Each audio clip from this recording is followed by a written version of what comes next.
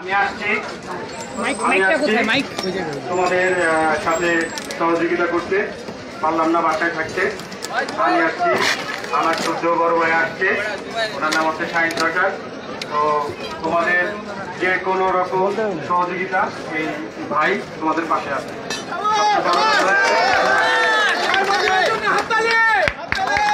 সবচেয়ে বড় কথা হচ্ছে এই আন্দোলনে আমাদের সফল করতে হবে।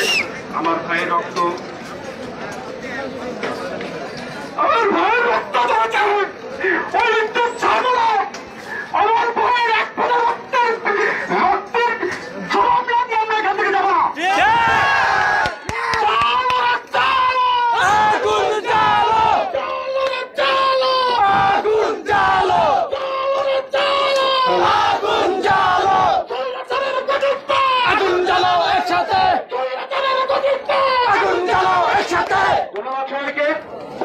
আমি একটু আবেগপ্রবণ হয়ে গেছিলাম।